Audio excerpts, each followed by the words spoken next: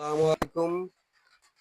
আজ আমি এসেছি আপনাদের কাছে। আবার গতকাল যে সাপটা ধরেছি এই সাপটাকে দেখানোর জন্য, কিভাবে সাপটাকে খাওয়াবো, এই খাওয়ানোর দৃশ্যটা আপনাকে দেখানোর জন্য।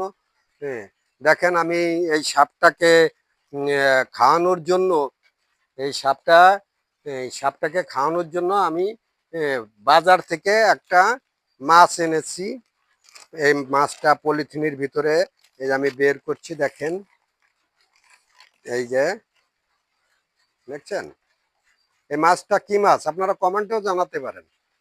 এটা আমাদের গ্রাম অঞ্চলে পুকুর, খাল, বিল, ডুবা নালায় বেশিরভাগই থাকে। এটা আমরাও খেয়ে থাকি। আজ আমি যে সাপটাকে খাওয়াবো এই সাপটা হচ্ছে গুকরো সাপ। আমি গতকাল যে সাপটা ধরে রেখেছিলাম আমার একটা পাখির খাঁচা, এ দেখেন।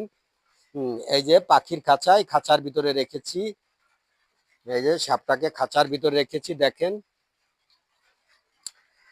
এই সাপটাকে আমি এখন এই মাছটা খাওয়াবো। কিভাবে খাওয়াচ্ছি দেখেন। সাপটাকে আমি আগে মাছটাকে এখানে রেখে দেই।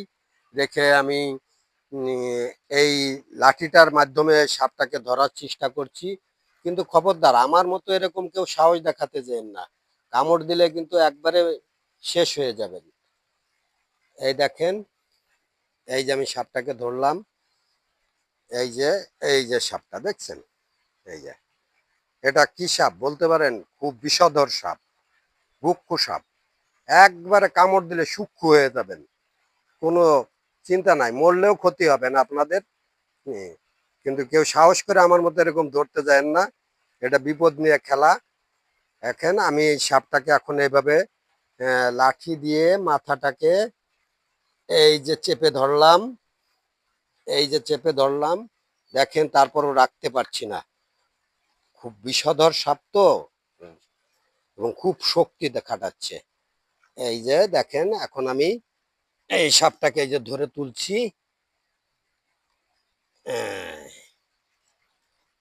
সাপটাকে আমি ধরে তুললাম, দেখেন।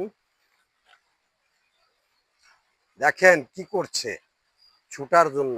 ও যদি পারতো তাহলে আমাকে এই সাপে মানে মেরে ফেলতো কামড়িয়ে।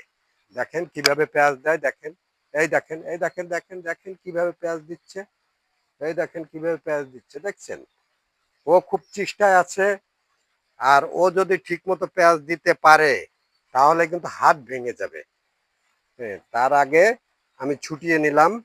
এখন আমি একে খাওয়ানোর জন্য চেষ্টা করছি। অবলা জিনিস তো, আমাদেরও তো খাওয়া লাগে। ওকে ধরছি, তাই ওকে এখন আমি মাছটা খাওয়াবো। দেখেন ও এমনি কিভাবে হা করে খাওয়ার জন্য।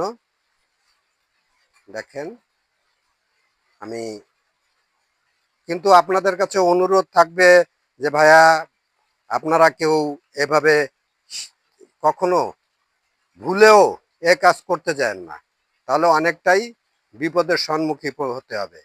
আমি সাপটাকে খাওয়ালাম। এখন আমি ওকে আস্তে আস্তে আস্তে আস্তে ওকে পেটের ভিতরে দিয়ে দিচ্ছি। হ্যাঁ,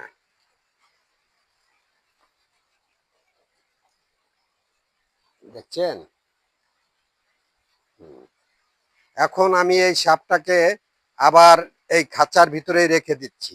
ওকে খাওয়ানো শেষ, আপনারা দেখেন। এই যে রেখে দিচ্ছি। এই যে